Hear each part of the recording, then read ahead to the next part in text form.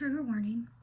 This video will contain a lot of sexual assault, trauma, hospitalization, and obvious emotional distress. Viewer discretion is highly advised. If you are a victim or someone you know of sexual assault, please reach out to the National Sexual Assault Hotline. That's 1-800-656-4673. You are not alone, and we are in this together. Hi, my name is Michelle. Some of you guys have been my subscribers because you guys are family members. While I know there might be viewers who see this in my resume and would like to know about my story, I want to make this very, very clear. This video is not for views. It's not for drama, and it's not for pity. This video is for me and for anyone who's ever gone through something and felt like it was their fault and they were drowning in their own silence. In October 2024, at this time I had just came back from a psychiatric hospitalization. The truth is I had just tried to commit suicide. I was in a very, very dark place, and when I was discharged, the doctors actually advised my parents to not go straight to school and go straight home and rest for the next 2 weeks.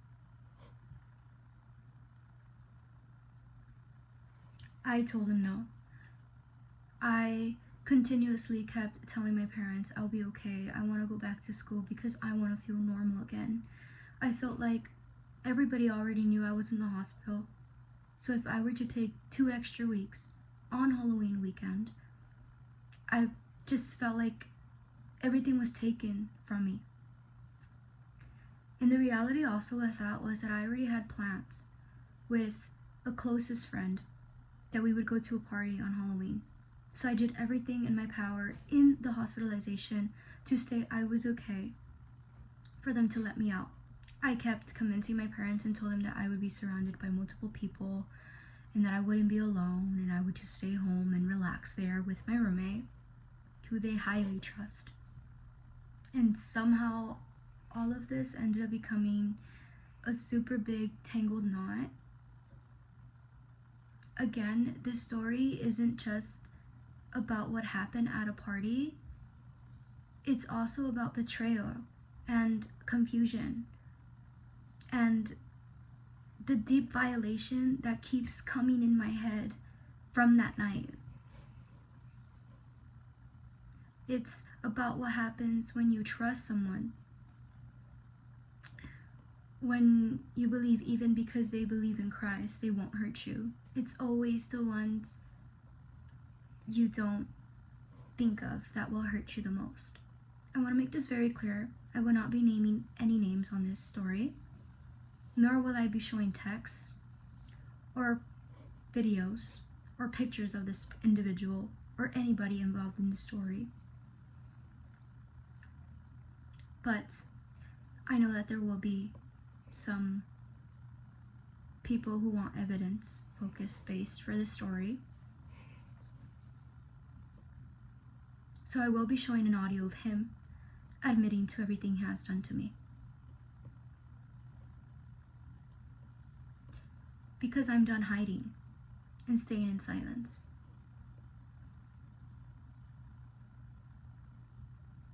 I'm going to tell you everything with detail of what happened to me,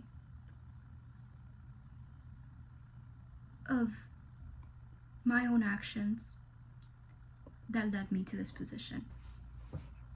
Again, it was Halloween weekend.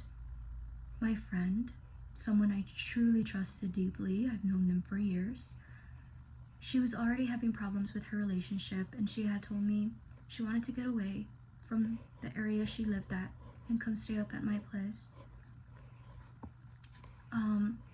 Under my impression, she was gonna end things with her boyfriend at the time, and that this party was just gonna be her going out being single.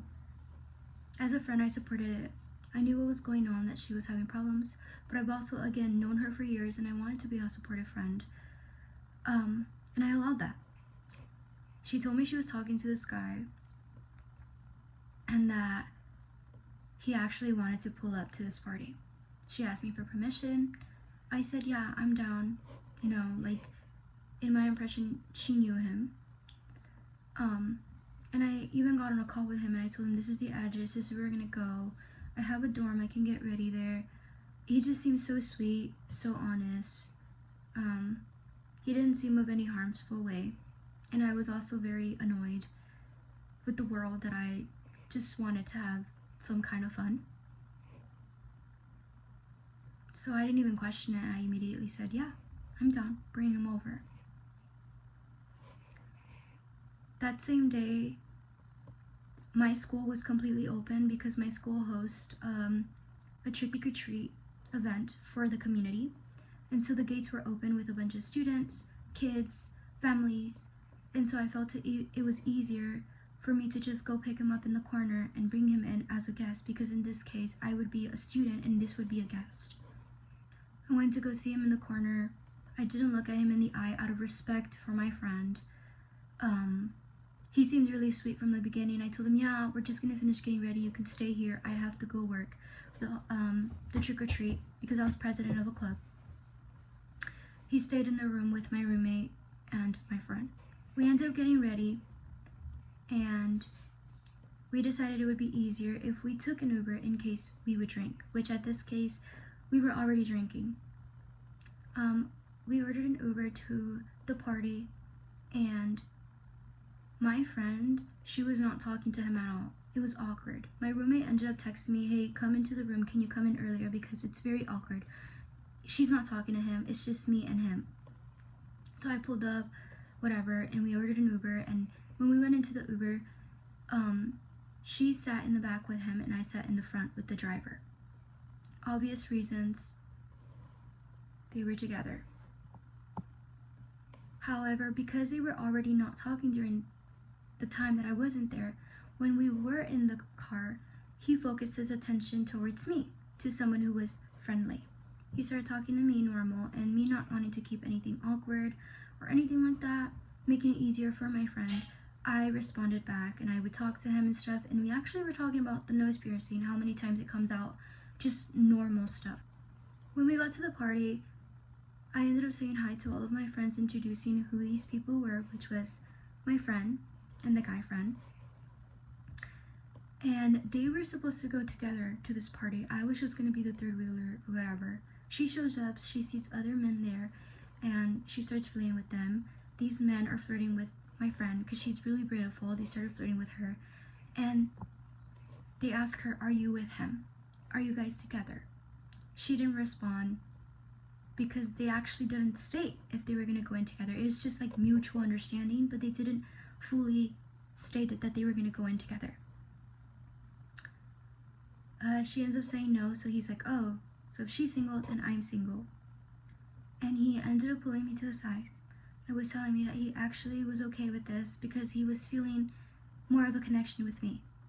And as a friend who's known her for years and who just got out of a relationship, I was uncomfortable by this, but I was also drunk. I kept looking at my other person who invited me to this party. She kept telling me, he's cute, like, go have fun, you're single. But in the back of my mind, I kept saying, girl code, like, this is my friend, you came with her. I kept reminding him, I can't do that. But look at him. I kept saying, he's cute, he's nice. I had a really great time talking to him, but he was there again for my friend. His response was, and I quote, look at her, she's over there dancing. She doesn't care where you are. I'm here with you. Don't self-sabotage. And immediately we started making out. My friend saw that we made out and she didn't care. She was actually okay with it. Because she, in her eyes, it was, have fun. You actually just broke up with your man, like, have fun. In the process of this, my friend was getting highly intoxicated. Super drunk. She was drinking drinks from everybody left and right. I had my drinks, but I was sober enough to where if there was anything for us to leave, I would know where to go. She wasn't. She actually wanted to go with this guy she met at the party back at his place. Her understanding was that he was just going to take her to the place to go see the view at his place. However, this is a frat party. I knew the intentions weren't just to go see the room. In her eyes, yes. In his eyes, no. And so I looked at the guy friend who came with us, and I said, I don't want her to go. So he immediately became defensive and said, you can't take her, and defended her. Defended me because he saw that I was worried and defended her. I kept pulling my friend saying, you can't go. She kept saying, I'm an adult. I kept saying, I don't know what happens if you end up there. I don't know what you're gonna do. She said, nothing's gonna happen.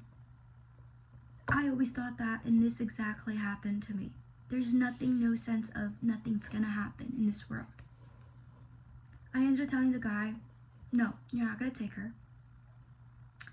And in the midst of it, the guy friend and the guy that she wanted to go with were already arguing with each other, saying, why are you so strong with pulling her? Because she was leaving down the stairs and he pulled her arm.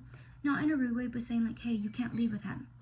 The guy ended up having a confrontation with the friend and said, hey, like, why are you being so rude to her? He said, look at her friend, she's stressed out. Give me your number. If you're gonna go, you guys are adults, fine. But give me your number in case something happens. He ended up coming to me and telling me, they're adults, let them go. She ended up telling me immediately after, I don't want to go, just tell him no. Which is also very confusing because she ended up telling the friend or the guy that she wanted to leave with that I said no straight up and that I was being a bitch when she had came to me and said no. To tell him no.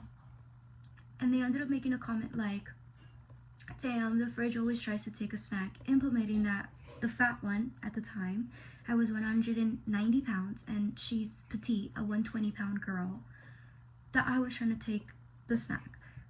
Didn't bother me, but whatever. Me and the guy friend continued to just hold hands.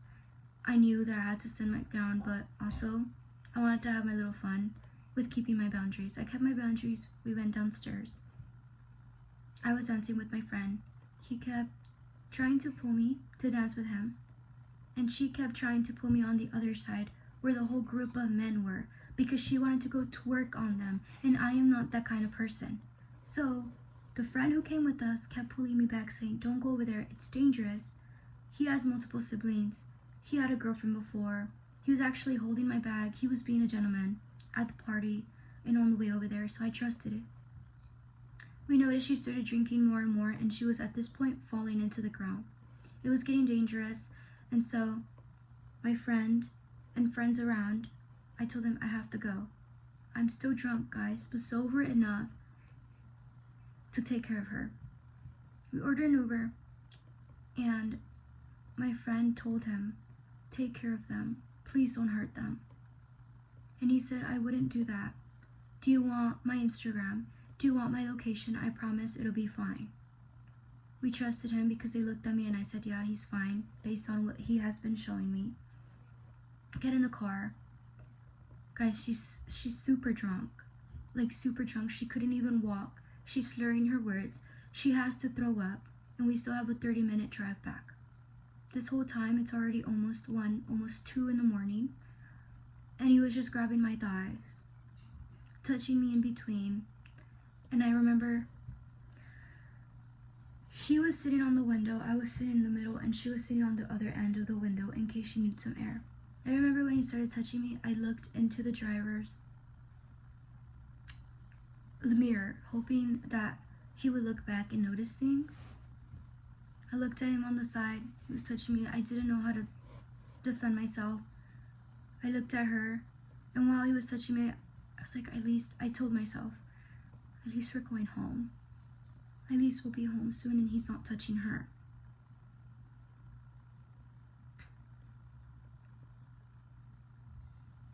And I think that's the main issue, that I always put others first.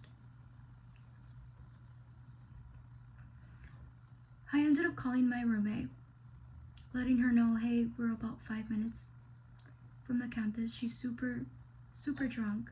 I'm gonna need your help. She had a man over. My roommate had a man over. They both come out. The Uber pulls up to the front. Instead of outside where I had told him, to park, or where the location was to drop us off, I told him please go inside the campus because it was past our visitor hours. And she was super drunk and I would have gotten in trouble. And I also had a man with me, and my roommate had a man with them. That's past the rules that we're supposed to have.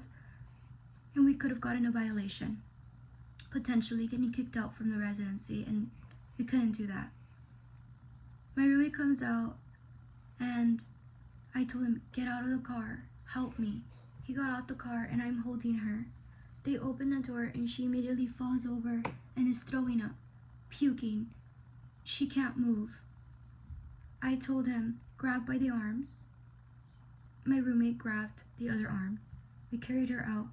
She stands up and we're walking through the hall to go to my room. And she's yelling, and I keep telling her, me and my roommate keep telling her, shh, don't talk. We kept whispering her, don't talk, because also our suite mate happened to be the RA. So if she were to hear something, we would get highly in trouble because she could come through the bathroom door. So we kept telling her, be quiet, try to walk straightly, be quiet, it's 2 a.m. While me and my roommate are walking her towards the door, the guy friend and my roommate's man, they were talking in the back. And they're talking about how the party went, whatever. We move into the room. I take her straight to the bathroom. I take my friend straight to the bathroom because she was puking. Me and my roommate start undressing her because she couldn't get up. She couldn't walk, guys. She couldn't talk. She couldn't get up from the bathroom. She was slurring her words. She was blacking out. She was full on blacked out. She does not remember anything. My roommate goes outside to get clothes from hers to let my friend borrow clothes. And she overhears the friend and her man talking about the party, and the friend is saying, yeah, Michelle was all up on me, and we were making out, and doing la la la la. My roommate has known me for years. Again, I am the type of person that if a guy is flirting with me, even texting me, I don't even know how to respond. I don't get the hints. So my roommate knew that doesn't sound like her, and she actually shut the conversation down, and I was like, shut up, that's not Michelle. Michelle wouldn't do that. Michelle is not the type to dance all upon you, to just try to steal her friend's man at this point. And he was like, no, that's what happened, blah, blah, blah. And she said, I don't want to hear it. She knew that was bullshit. They ended up, according to my roommate, they ended up dabbing each other up, whatever. And I had to use the restroom. So I left the dorm because my friend is at the bathroom in my dorm. I left the dorm and went to the bathroom in the hallway. My roommate ended up telling me that when I left, the friend kept asking, should I go check up on her? Is she okay? Should I just go? And my roommate found that very weird and straight up told, she's an adult. If she needs help, she'll call me, and if anything, I would go check up on her. He stayed quiet and kept insisting he wanted to go check up on me. So she said, don't hurt her. She just got her heart broken. Don't touch her. Into which he responded with, I would never do that. I promise. I have siblings. I'm just here to take care of them. He was drunk too, guys. Maybe sober than me, but I was drunk, and she was super duper drunk. Me and my roommate ended up getting her ready, put her to bed. He was still in the room. At this point, I wasn't sure if he was going to sleep over or he was going to leave because it's almost 3 a.m. But him and my roommate's man were still talking. I ended up saying, okay, she's in the bed. It's my turn now. So I went into the bathroom and I started taking off my makeup. As I was taking off my makeup, he opens the door from the bathroom, comes in, the door is slightly opened, grabs a makeup wipe. He said, let me help you. And instead of wiping my face with it, he starts taking off my lashes. He realized that the lash is still tucked. He leaves it alone. And he says, never mind, let me help you with your makeup. Starts doing that. I'm in and out of consciousness, guys. I'm tired. I'm exhausted. I just came back from the hospital. I'm drunk.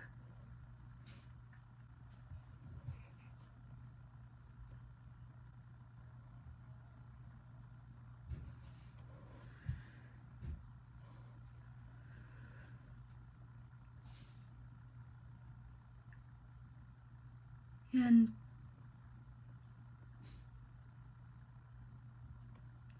he begins to pull down my pants. At this point, I was going in and out of consciousness.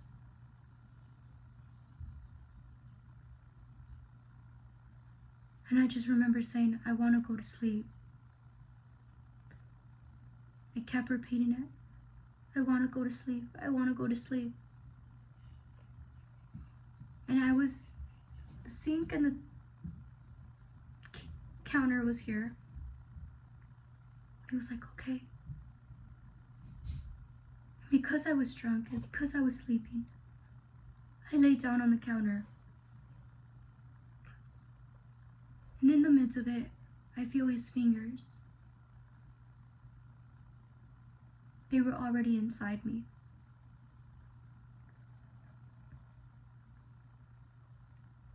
And then I go back to sleep. And as you can imagine,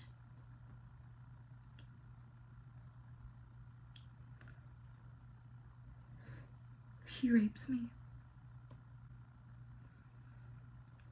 I remember hearing voices in and out, seeing the bathroom light on, and me hearing, she just fell asleep.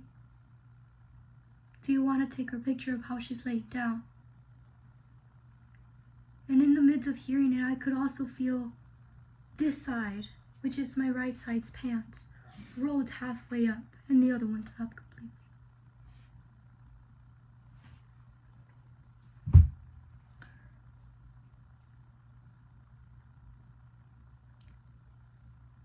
And I just remember me ending up in the bed.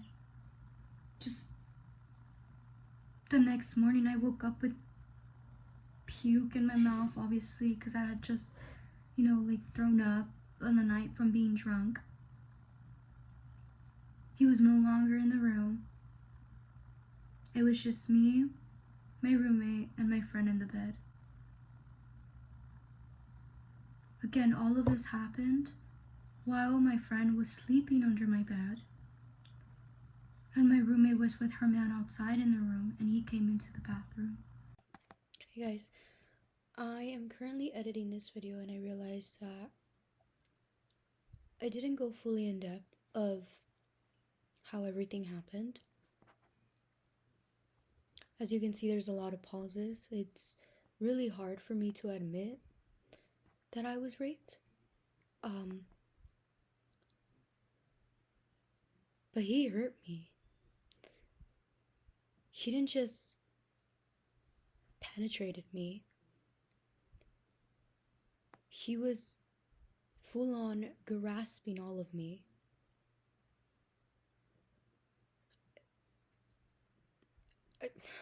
It's really hard to describe what happened to me without being flagged on YouTube.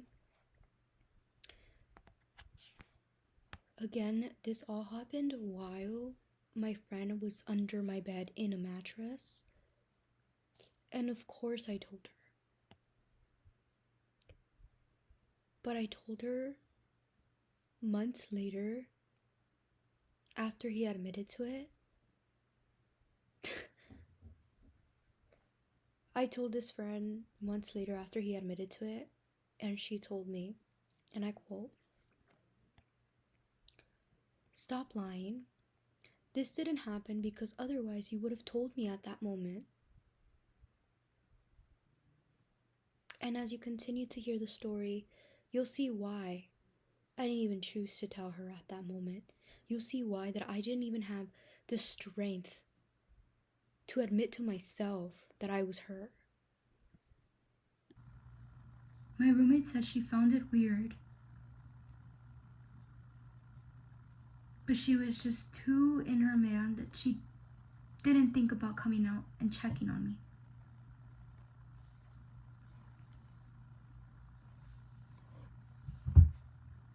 When I woke up, I told my roommate, while my friend was in the bathroom, I told my roommate, I think I got raped. I explained what happened, and she started immediately crying and apologizing to me. She started apologizing because she said she had a heavy feeling about him. She said, if I would have just gone in there when I saw him going into the bathroom, none of this would have happened.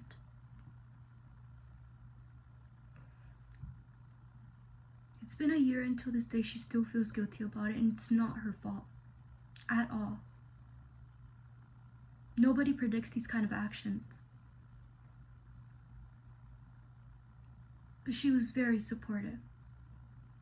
She advised me to call him to see what had happened, hear his side of the story, because clearly my side and what she saw, he hurt me. So I called him. And he at first said nothing happened.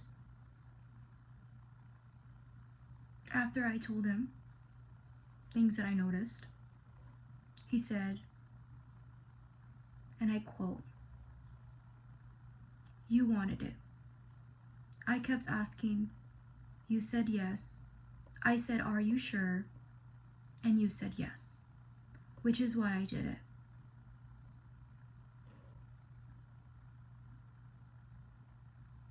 And I muted myself on that call and bawled my eyes out because I had two options at that moment. Option one, follow along to the lies he's saying to see how far this would get. Or option two, straight up call him out, tell him what he did wrong, and tell him I will see you in court. And as you can imagine, from this being told a year later, I chose to follow along to his nonsense. He told me he actually found me really, really sweet, and he wanted to go on a date with me. He actually had texted my roommate before I woke up, check up on her, meaning me, not checking up on my friend who he had came for in the first place, to check up on me, to make sure I drank and ate something because I was drunk. In the call, he had told me, I think we should go on a date. I really like you. If the chapter closed, the chapter closed, but if not, don't self-sabotage. We continue to talk. I let it go. Ended the call. My roommate called her man. She called this man because she knew someone who would know would be him, based on how they were talking to each other. She called him, and her man said, "Shit, I'm so sorry. Are you okay?" He believed me immediately and told my roommate, go buy her a plan B. So we both got ready, went to Target, and bought a plan B because we weren't sure if what he had done would have been with protection or not.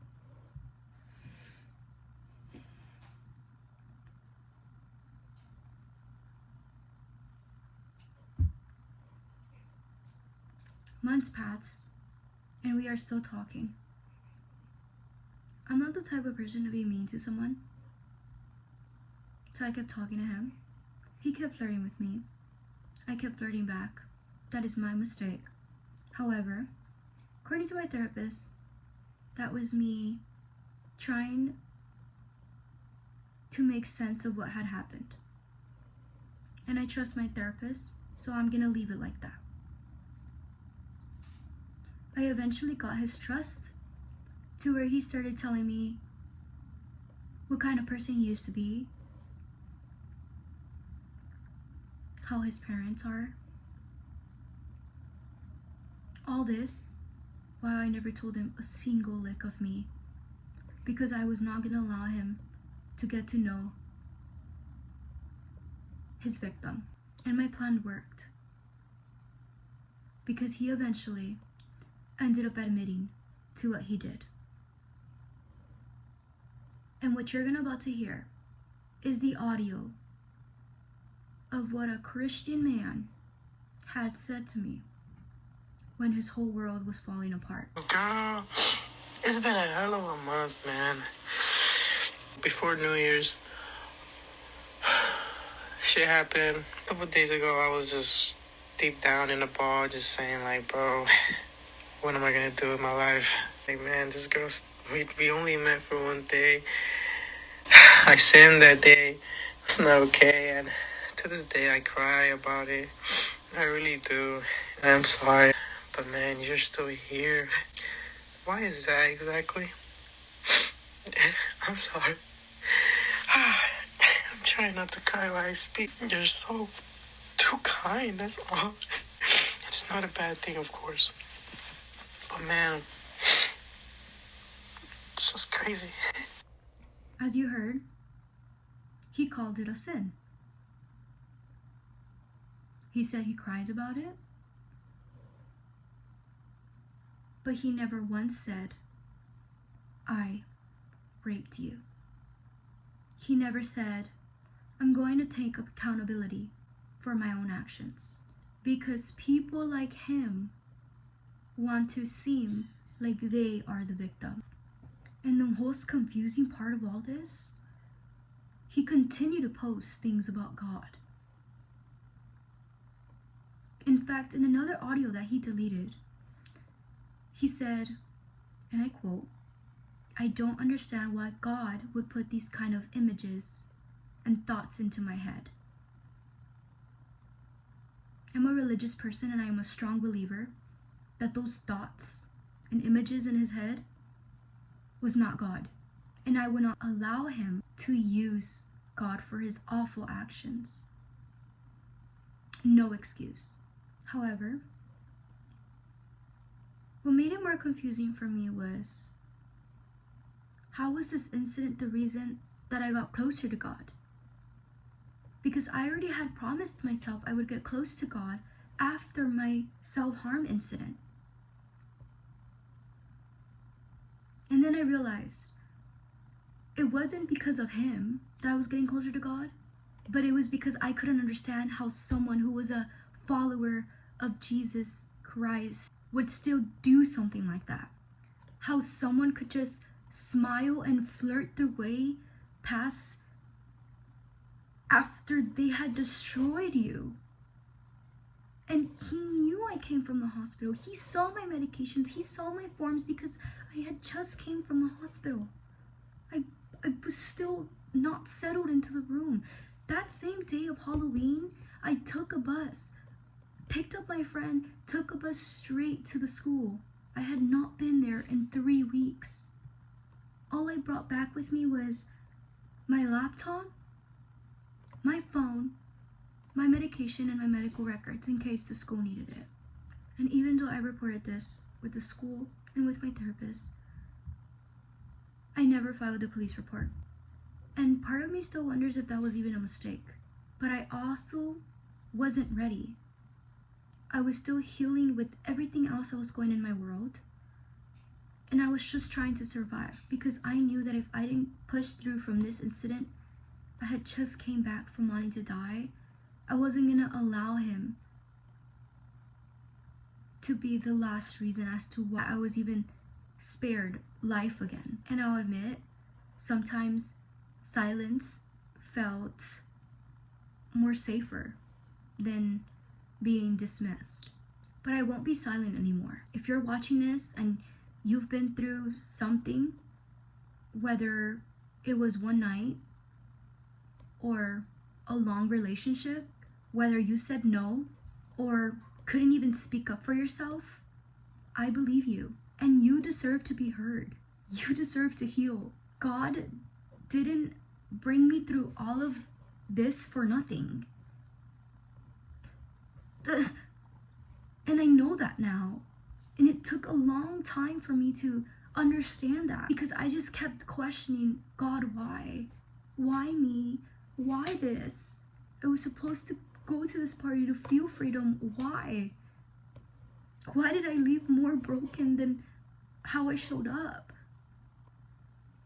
But maybe this incident in the silence is why. It was so I can tell the truth when I am ready. And to the person who did this, which you know who you are, I forgive you. I've said it before, and I'll continue to say it. I forgive you, but I've also said it multiple times. I will never forget your face, betrayal, your lies.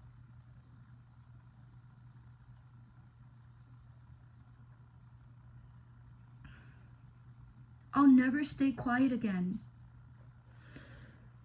Again, if you are a survivor of anything, please know your story matters, Mama.